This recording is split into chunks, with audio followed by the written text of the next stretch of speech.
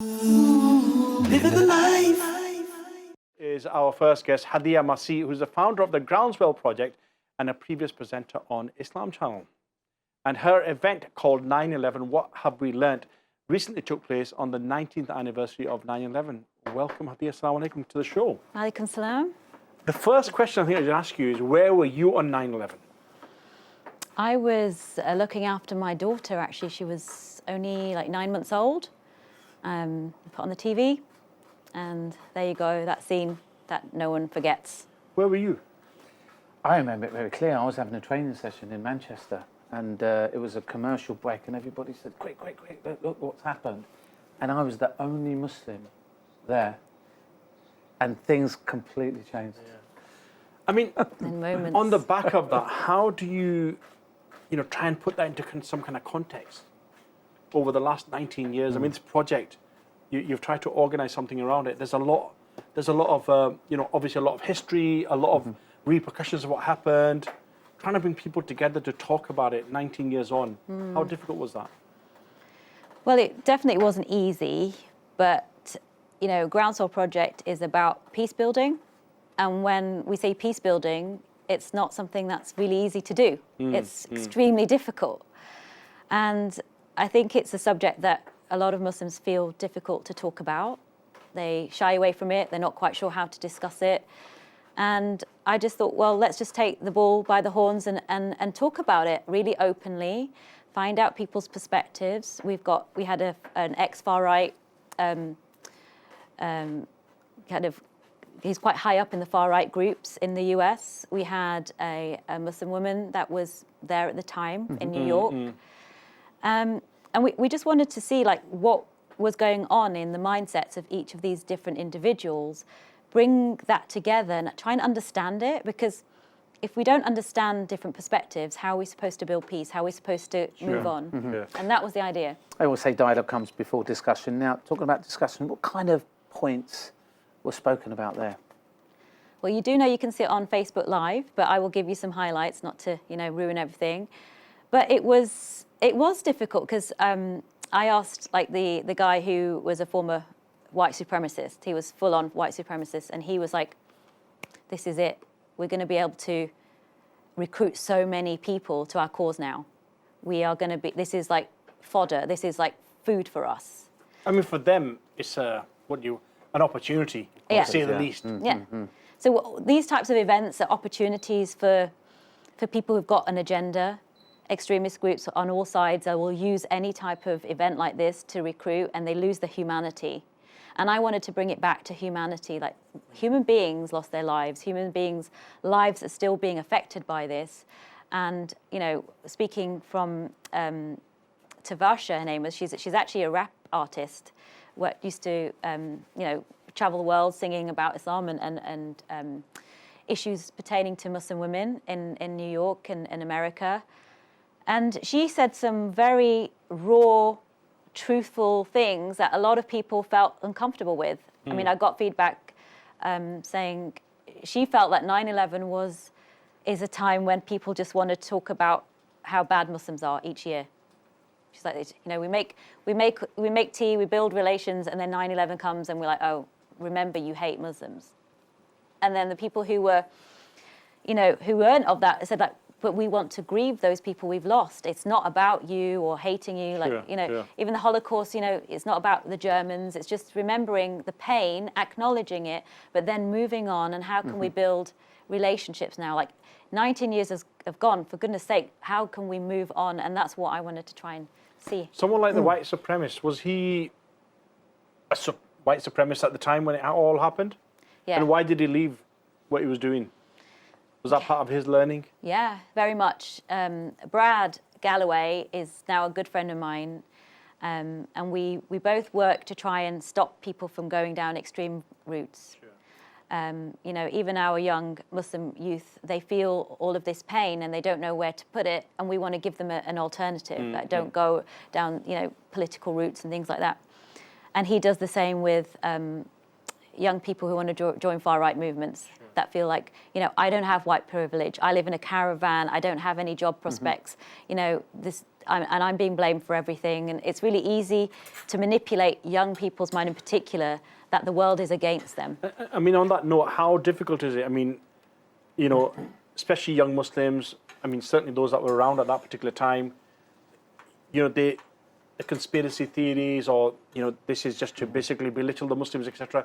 How difficult is it to turn that anger into, you know, we need to move forward and try and do something positive about this? Well, that's where it comes to Groundswell Project. It was, you know, an idea that if Islam is about peace building, where are the peace builders?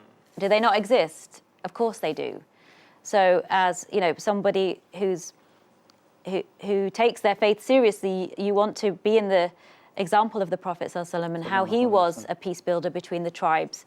But where are we when we're associated with this nonsense of terrorism when actually we should be associated as peace builders? So what we have is like a map of organizations that are building peace in local areas and divert people's attention to their doorstep. Sure. And it's kind of, it's a tech platform. Sure. You can see it online.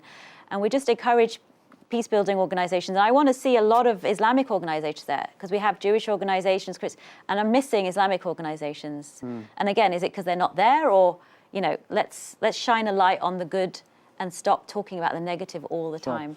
Do you feel, obviously after the event, do you feel optimistic for the future? I do, because we've got some really good feedback that, you know, this was really eye-opening. We've never heard 9/11 discussed like that. It's usually, you know, got an agenda, but this is the first time we heard it from different perspectives and a real kind of sense that we want to move forward. And, you know, the situation in the world right now is we haven't seemed to have learned anything. The people are still filled with hatred, people still with agendas. And the middle ground and the middle voice is where, you know, the hadith is that we should stay in the middle, is lost. How can we find that again? How can we build it together and not just, you know, it's the you know, the on the Muslims' head, or, you know, the white people's heads, or whatever. It's everyone collectively need to work together, and this is what I'm trying to create. Absolutely. Are you hoping to do this on an annual basis? Is it something that's going to open up dialogue regularly? Especially speaking to Brad, who was the former white supremacist, trying to hear more from him and his perspectives. So we might do like maybe a conversation with him, maybe even bring it on Islam channel. You never know. We'd welcome him. Yeah. Open arms. Oh, that'd be anytime. Yeah. It'd be brilliant. We're talking about Islam channel, and you were obviously a presenter here at once. Yeah. City Sisters. Yeah, as an original City Sister.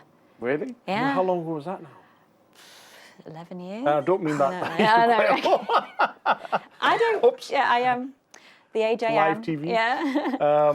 And what was that like? I mean, obviously, you're coming back after a while as well. Yeah, I mean, it's a different studio. I met the former president just now. It was fun to see him again after so long. Alhamdulillah. Yeah, and I did dig up some footage. Sister Aisha, Sister Habiba. Yeah, Is that right? Habiba, yeah, Alhamdulillah. Saida, and myself. Yeah, we had fun. It was good fun. The original sisters, eh? Yeah. I mean, it was a new concept. What was it like? What was it received by, you know, by public? It was really, really good because it was like just showing Muslim women just being normal, which is normal, having a cup of tea, having a laugh, having a joke, talking about cooking and lifestyle and fashion, and it was a good breakthrough because, you know, we weren't oppressed. Do you know what I mean? Like, that's what people think, and I think people could relate to us. Breaking the stereotypes, that's really good as well, alhamdulillah. I'm into that. What would you say would be the most memorable moment on the show? Oh, so many. We used to have such a good laugh. I think it was when I went on a driving lesson, and it was so difficult to film, and my husband was on it. I don't even think I passed. It was just like... That's not representation for all City Sisters, is it? I mean, I'm a great driver. Yeah. On that note, I do remember when we got a brand new set when Living the Life first started, and Sabir Bhatti was our producer, and he said, right, we've got all these, he had all bought these new vases and everything. He said, we're in the middle of a briefing, and I just let him back, and one of them just fell over and crashed. You could hear it in the footage to this day. Really? So I'll never forget that moment. We really, I'm sorry, just one more thing. No, I remember please. going to Camden Market trying to find products for the set.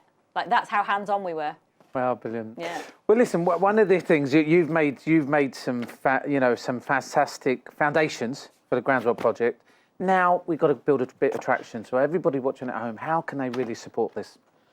Well, this is this would be a dream for my vision and hopefully everyone else's, to shine a light. Like for me, there are spots of Noor around the whole world, right? If we can bring that Noor together in the form of those who want to build peace and build dialogue, then show yourselves. And I built a platform where you can go and upload yourselves if you're doing any initiatives in a local masjid. There's one masjid that does this chat and chai, and it's just about opening the doors to people and coming in, like, you know, building that relationship and, you know, stepping out of your comfort zone. So you just go onto the groundswellproject.net platform, press the plus button, put in whatever initiative that you're doing on there, and I want it, you know, I want to shine. And all it takes is one light here, before you know it. That's right. Yeah, and join on social media. We've got, you know, Groundswell Project, Instagram, Facebook, all that stuff. Living the life.